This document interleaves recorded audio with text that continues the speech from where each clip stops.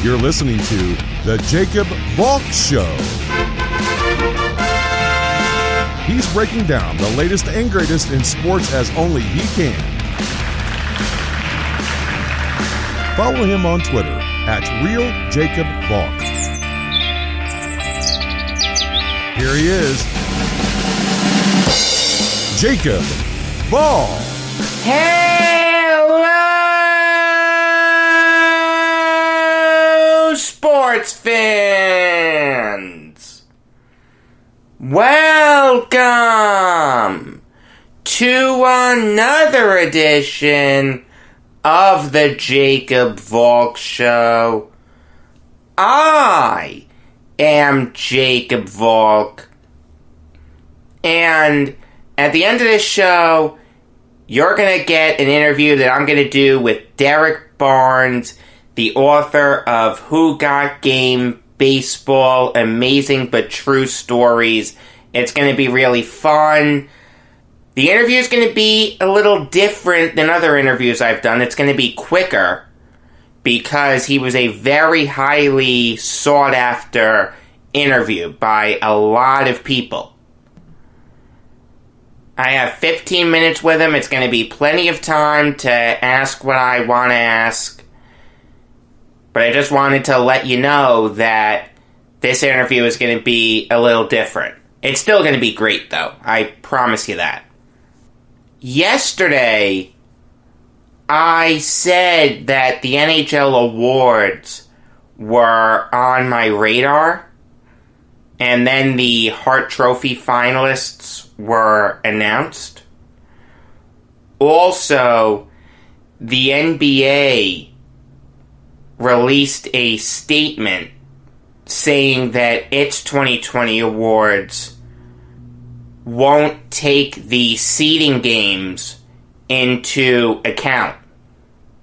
So, what I'm going to do is I'm going to go through the NHL and NBA awards today. I thought I was going to have a little more time, but whatever. No time like the present, right? I have no problem doing it today. It just caught me off guard when I realized it. So this is going to be a really, really fun show. I love doing award predictions. I love doing interviews. This show caught me off guard from an awards perspective, but I'm kind of happy that it shook out this way. On to the NHL awards, and I'll start with the Hart Trophy. And to me, this is a really easy decision. I'm going to go with Nathan MacKinnon. Draisaitl had an amazing year, led the NHL in points, led the NHL in assists, but right below him in both stats was Connor McDavid.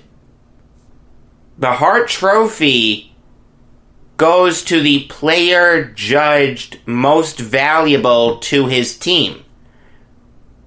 Was Draisaitl better than McDavid this year? Yes. But without Draisaitl, the Oilers are okay. They still have McDavid. I just can't get around the McDavid factor.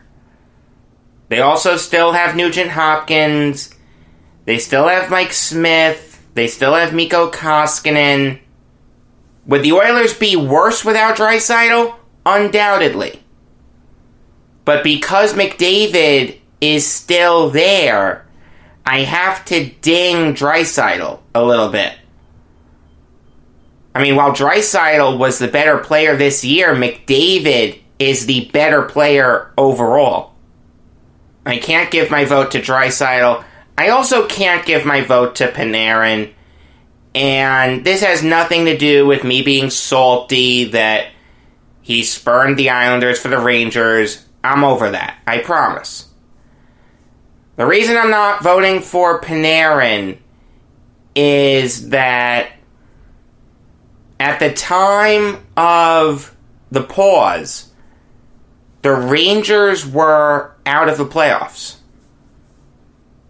They were 2 points behind the Hurricanes and Blue Jackets for a wild card spot. The reason they're going to Toronto is because the coronavirus was a thing. Would the Rangers have made the playoffs without the coronavirus? It's possible, but I'd still lean towards no. Bear in mind, the Islanders had 2 games in hand on them. The Panthers had a game in hand. The Hurricanes had 2 games in hand. It's certainly possible that they could have, but I don't think they would have. It's very easy for me to discount Panarin's candidacy, and when you get to McKinnon, he just checks a lot of the boxes to me. 5th in the NHL in points, 9th in goals, 6th in assists. I don't like that there's no bold type, but I like that he was undisputedly the best player on the Avalanche. Their second best player this year was probably Cale Makar. Nothing against Makar, but he can't be the best player on a playoff team yet. Can he get there? Yes. Is he there right now? Absolutely not. McKinnon is my easy choice to win the Hart Trophy. Moving on now to the Vezina Trophy, and this is another easy one. I'm going to go with Andrei Vasilevsky. Basically, it's just because he led the NHL in wins. I like wins. While wins have faded away in baseball, they're still incredibly relevant in hockey. I understand why people would want to give it to Rask. Really, really great goalie on a great team. Probably the Stanley Cup favorites before the pause. Great save percentage. Great GAA. He split a little more time with Halak than I would have liked. Rask started 41 games for the Bruins this year, and Halak started 29. I'm not a big fan of that timeshare. Vasilevsky was more of the bell cow goalie. Same thing with Connor Hellebuck, but their save percentage and goals against average are really similar, so I look to wins, and Vasilevsky has 4 more wins. That's enough for me. I'll say Vasilevsky repeats as Vezina Trophy winner. Moving on now to the Calder Trophy, and this is another easy one to me. I'm going to go with Quinn Hughes. He led the NHL in points for a rookie this year with 53. At the time of the pause, the Canucks were tied with the Predators for the final wildcard spot in the Western Conference. It's also possible that they could have leapfrogged the Flames for the 3rd spot for a Pacific Division team. They were 1 point behind them. The Canucks were a really fun team to watch this year. I was looking forward to an Oilers-Canucks playoff matchup. It's still possible that I can get it, but it's not going to happen right away. Hughes is a big part of why the Canucks were so successful this year. Was without question their best defenseman. Cale Makar, you can make the argument for, and I'd listen to you, but I don't think he was as good as Hughes. And Dominic Kubalik, the same thing. Another guy who I just don't think was as good as Hughes this year. Also, the Blackhawks barely made it into the playoffs. Without the pause, the Blackhawks are out of the playoffs. There's no way they were leapfrogging all those teams. I understand that it's an individual award, and I don't want to read too much into what a team does for individual awards, but I feel like it matters a little bit. I like when players play in meaningful games. Hughes checks all the boxes to me. Like I said, the easy choice to win the Calder. Moving on now to the Norris Trophy, and this one has kind of been settled for a while. This guy was the best defenseman in the NHL probably all year. I remember wanting him on the Islanders when he almost hit free agency. He re-signed with the Capitals. He would have been a great Islander, but I guess it wasn't meant to be. John Carlson is the easy choice. He led the NHL in assists for a defenseman this year, and it's really not close. He also led the NHL in points for a defenseman. Again, really not close. Both double-digit deficits for the second-place person. In both cases, that's Roman Josi. When you look at goals, Carlson was also right up there. He was tied for fourth.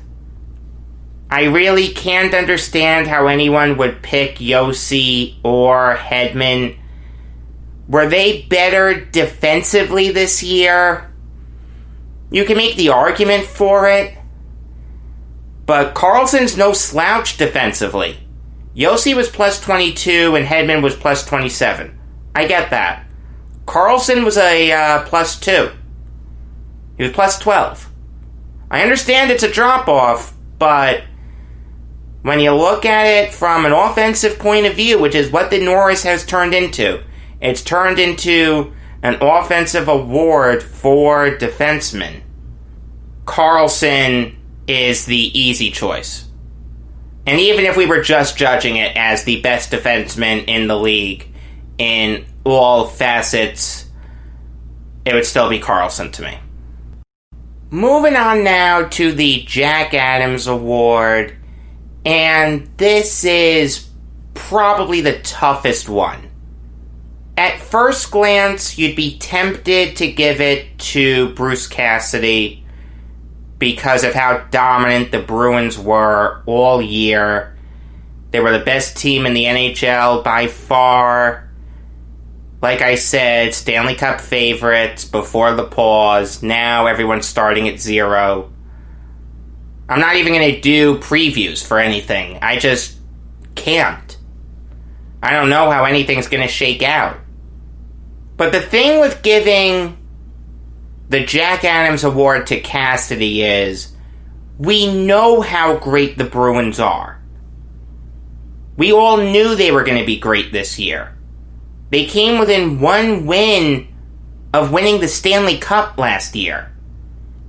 They have Rask, Pasternak, Marchand, Bergeron, Krug, Krejci, Coyle, DeBrusk, McAvoy, Halak, etc., etc., etc. Great players. Not all of those guys are great, but they're all at least really, really good, and some of them are great. You don't need to be Scotty Bowman to have this team playing well. I'm not trying to take anything away from Cassidy and what he's done. He's done a great job with the Bruins. But I just can't give the Jack Adams to Cassidy. He has too good a team. It would be like Aaron Boone or Dave Roberts winning Manager of the Year. In baseball, we know how good the Yankees are, and we know how good the Dodgers are. It's just not as impressive as some of the other coaching jobs. I'm also not going to give it to Tortorella. The Blue Jackets were on the playoff bubble. I'm really not convinced that they would have made it if there was no pause. The Islanders had 2 games in hand on them and were only 1 point behind them. I understand that they were playing like garbage, before the pause. And look, I said this to my uncle yesterday. No team in sports benefited more from the pause than the Islanders. They can get their heads screwed on straight and go back to playing winning hockey. The Stars, too, benefited from it because they had lost their last 6 before the pause. They were in contention to leapfrog the Blues and the Avalanche, and then they fell off a cliff. But I can't give it to Tortorella. Again, we know how good the Blue Jackets are, and there's no guarantee that they would have made the playoffs. You have to put that into consideration when voting for awards this year. For my money, the easy choice is Alain Vigneault. I always liked Vigneault. I liked him with the Rangers. I thought the Flyers did a good job in hiring him. And he's turned them around really quickly. They were solidly in the playoffs. Carter Hart was playing great. So was Travis Konechny, Sean Couturier, Jacob Voracek, Claude Giroux, Kevin Hayes, James Van Riemsdyk. He had all those guys clicking on all cylinders.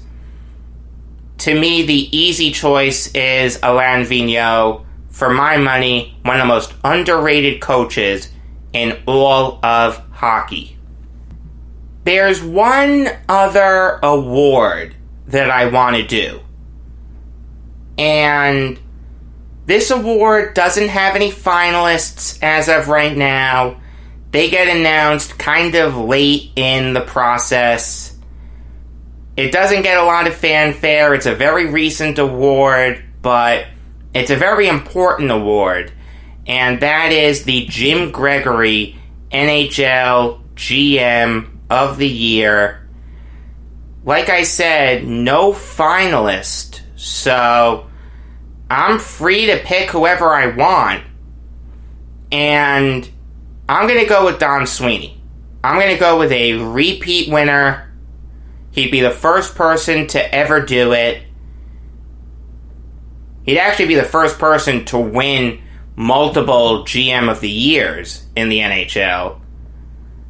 Sweeney did not get off to a great start with the Bruins. I remember one of his drafts, I don't remember which exactly, but it was when he had like 3 straight first round picks. He used them all, and people were really surprised. Why did you use them all? And they didn't think that he picked good players, but it's worked. He had a plan, and he executed it. That draft was 2015, now that I'm thinking about it. I give Sweeney credit for being able to withstand the barbs. He put together a great team this year, the best team in hockey. Last year he was great. 1 win away from winning the Stanley Cup, like I said. I'd be surprised if Sweeney wasn't one of the finalists for the Jim Gregory General Manager of the Year award. That is its official name. And in my opinion, Sweeney should win it. Moving on now to the NBA, and I don't have the benefit of finalists for this either. The NBA said do not put the seeding games into account, like I said earlier, so no finalists to speak of. I want to do the awards now, so I'm not unconsciously biased by the seeding games. So I'll do it now. I'm sure the guys that I mentioned will be finalists. I don't think I'm going to have any off-the-wall picks. I'll start with MVP. And look, you can make a case for a bunch of people. You can make a case for James Harden. You can make a case for Giannis, Luka, LeBron, a bunch of guys. But I'm going to go with James Harden. Look, without him, the Rockets are done. Russell Westbrook got off to a really bad start. Harden kept that team afloat. He's the best scorer in the NBA, and it's not even close. Even if you're talking about it from a statistical perspective, Harden is 4 points per game ahead of Bradley Beal. The answer has to be Harden. I understand why people would say Giannis. I understand why people would say Luka or LeBron, but Harden is the seminal reason why the Rockets are where they are. I know, obvious statement of the year, but without them, that's it. Their playoff chances are nil. Westbrook cannot carry that team. It's Harden. The way that team is run with the 7 seconds or less and chucking up threes like there's no tomorrow and going small ball crazy, Westbrook can't do that by himself. It has to be Harden. He's the perfect player for the Rockets. He'd get my vote. No question about it. Moving on now to Rookie of the Year. And it's such a shame that we didn't get to see Zion for a full season. If he had played a full season, there's no question in my mind that he'd be the runaway winner of this. But he only played in 19 games. The Pelicans were only 1 game above 500 with him. I can't give my vote to him. He'll get some votes, but not mine. Ja Morant is the easy choice. Second in points per game for a rookie. First in assists per game. What him and Jaren Jackson Jr. and Taylor Jenkins have been able to do with the Grizzlies is nothing short of incredible. They have an immensely bright future, anchored by a franchise point guard. He'll be better than Mike Conley ever was. Morant is the easy pick. But if Zion had stayed healthy, it probably would have been Zion. Moving on now to 6th Man of the Year. And this guy really hasn't gotten a lot of love for the award. I feel like everyone's just going with Lou Williams because he's won it a lot. And look, Lou Williams has had a great season. So has Montrezl Harrell. But I'm not giving it to a Clipper. I'm giving it to a player on another Western Conference team, Dennis Schroeder. He has been great this year for the Thunder. Anchors their bench unit. Whenever Chris Paul needs a rest, Schroeder comes in. They even play together sometimes. He's shooting the ball incredibly well. 47% from the field. 38% from beyond the arc. He's averaging 19 points per game. While guys like Shea and Paul and even Steven Adams and Billy Donovan too get a lot of credit for what the Thunder have done this year, I feel like the credit stops before it gets to Schroeder, and it shouldn't. Without him, the Thunder are not where they are. He's the anchor of an otherwise bench. Noel has been okay, but he hasn't been anything insanely special. Hamidou Diallo's a good penetrator, but he's not great. Abdel Nader's a good three-point shooter, but he can't be the best bench player on a playoff team. It has to be Dennis Schroeder. Without him, the Thunder are not in the playoffs. Shea, Paul, Gallinari, and Adams can't do it by themselves. They need a bench anchor, and that's what Schroeder has been. The last award that I'm going to do is Coach of the Year. Maybe I'll do some other awards when the finalists are announced, but as of right now, I can only do these 4 awards. And I just mentioned him when talking about Schroeder. My coach of the year is Billy Donovan. I've seen a lot of love for Taylor Jenkins, and I get it. No one expected the Grizzlies to be where they are this year. But the simple fact is, they're just not as good as the Thunder. No one expected the Thunder to be where they are. Keep in mind, they traded Russell Westbrook and Paul George. They brought in Shea, great young player, and they brought in an old and overpaid Chris Paul. And you know what? Both of them have led the Thunder to the playoffs. Obviously Schroeder's helped. Obviously Adams has helped. Obviously Gallinari has helped. But Donovan has been the maestro conducting that orchestra. With a worse coach, the Thunder are not a playoff team. There's no question about that in my mind. They were picked by most people to be bottom feeders this year. Instead, they're solidly in the playoffs. Donovan deserves a ton of credit for how the Thunder have played, just like Schroeder, just like Paul, just like Shea, etc., etc., etc. Alright, here's my interview with Derrick Barnes. I'm not going to talk about anything else. I want to wait until all the NFL stuff is fleshed out before I comment on it. I know they're not going to have a preseason, but I want to wait until we know everything else that they're doing for the coronavirus before I go in depth on it. I disagree with the decision to not have a preseason, but I'll get into it more later. I'm also not going to talk about Woody Johnson. That's more of a political story than it is a sports story. It's possible this could be a political hit job. I don't know. But until it gets to the Jets, I'm not going to comment on it.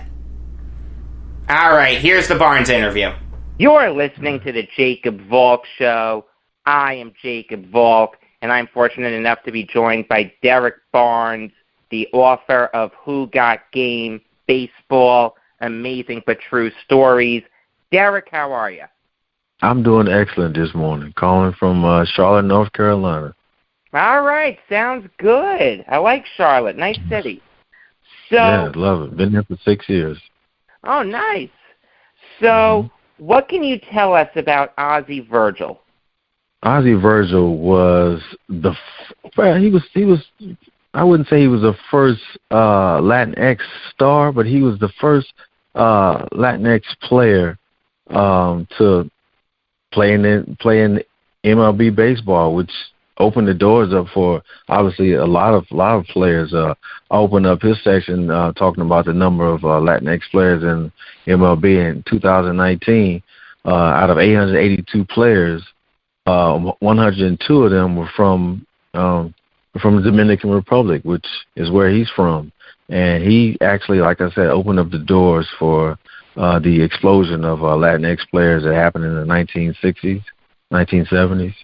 All right. That sounds good. Really, really important player, underrated part of baseball history, no doubt. So, yes. Can you lay out why Huey Jennings should have carried around a lucky rabbit's foot? Yeah, I wrote like 75 essays to go in this book, and I whittled it down to 40. And I kept his story in there because, you know, I'm all about the underdog. I'm all about people climbing back up after they've been knocked down. But he was knocked down a lot of times. This guy had horrible luck. He has the record for being hit by the most pitches in MLB history. A lot of it was because he leaned into the strike zone a lot. People thought he did it just so he didn't have to, because he was maybe a poor hitter and you would automatically get placed on first base. But he was just a very reckless kind of guy. You know, one of the worst things that happened to him was when he finished baseball, he went back to college so that he can become a teacher. And one night, when he was at Cornell College or Cornell University, which it is now, he went swimming indoors and didn't even look in the pool to see if there was water in the pool. And he jumped in head first and just had a slew of injuries. He was just a very unlucky guy, man. But he still ended up having a very memorable baseball career. He shouldn't be in the Hall of Fame either. I'll tell you that. But it is an interesting story. Here's another interesting story for you. Would you be able to describe the fates of the first 8 teams in National League history?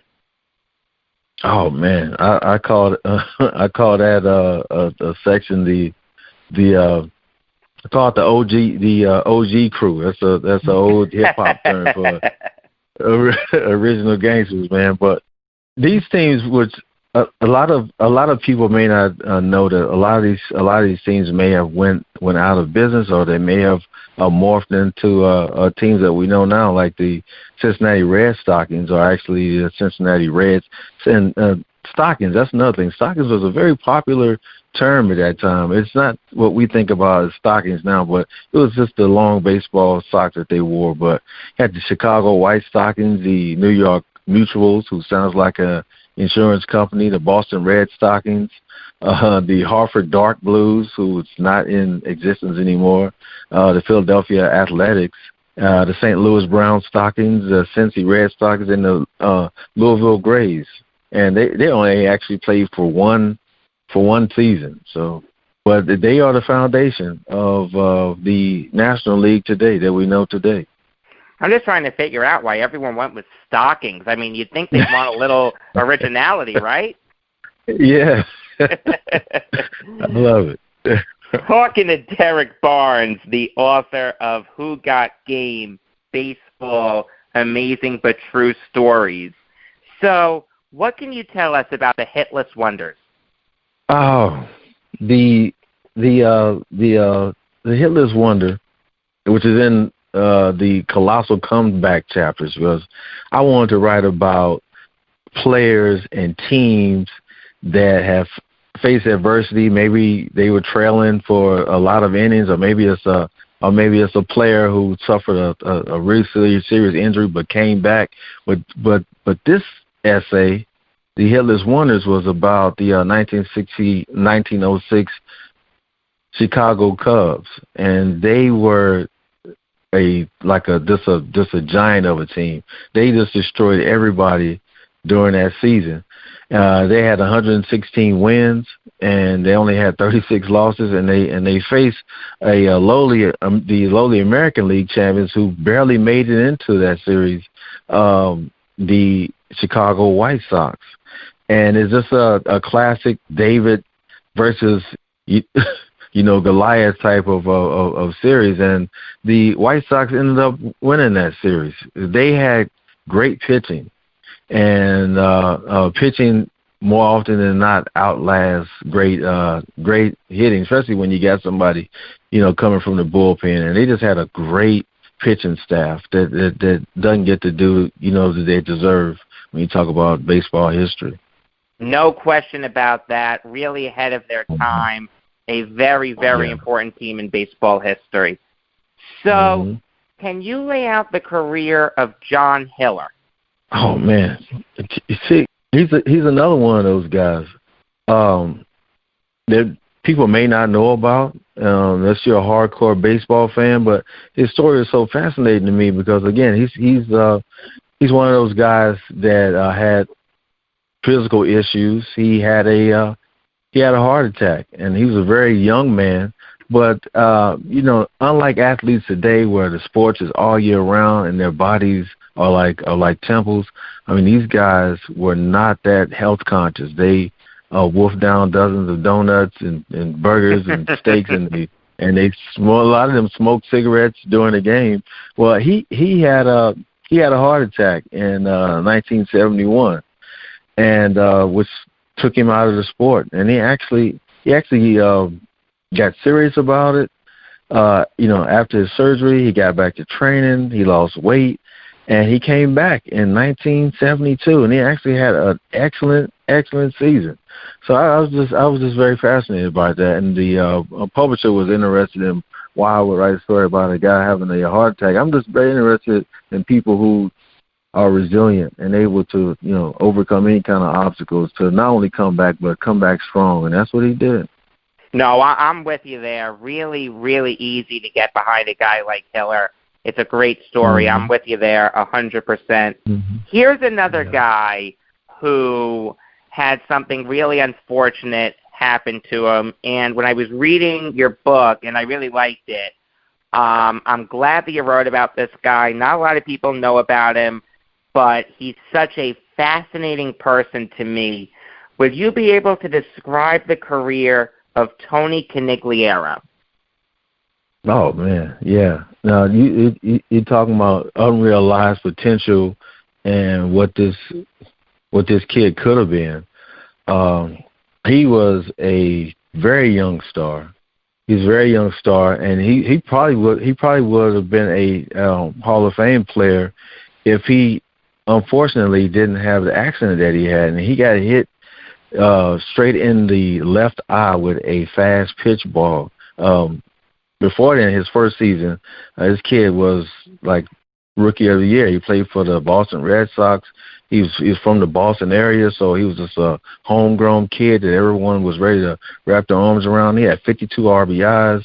He had 24 home runs, and he got beamed in the eye, and his career was never the same after that. He came back, and the most important thing about his career is that I think he was his experience was the impetus for the league to create the helmets that they use today. They have helmets that actually cover the weak side of the hitters when they're up at the plate, and all because of him, And he was a major contributor. They have named an award after him. And for the Red Sox, and just a very important player, not only in Red Sox history, but in baseball history. I think kids will be interested to know about him. No question about that. I was interested about him when I was a lot younger, and I'm a Yankees fan, so I'm not discriminating here. Yeah, all right.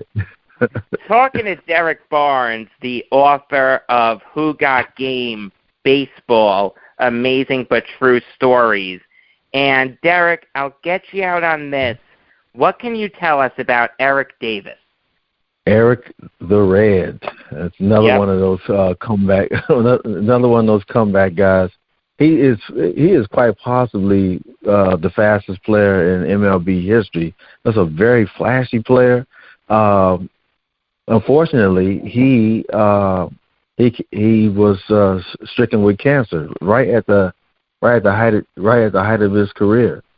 But he was able to come back, and he rebounded in a very big way. And in 1998 was probably one of his best seasons. He got diagnosed with cancer in, I think it was 1997, I think, in 96. But he came back so strong, man. He had 148 hits. He had 28 home runs. He had 89 RBIs. And, again, just a true testament. He won the Players' Choice Comeback Player of the Year that year. So very determined, man. Just an extremely talented player. 5'2" players, what they call players like him, that can pretty much do everything. No question about that. Cancer couldn't even hold him down, yeah. A really, really resilient person. No question about that. All right, Derrick, thank you very much for your time. Thank you for having me, man. I appreciate it.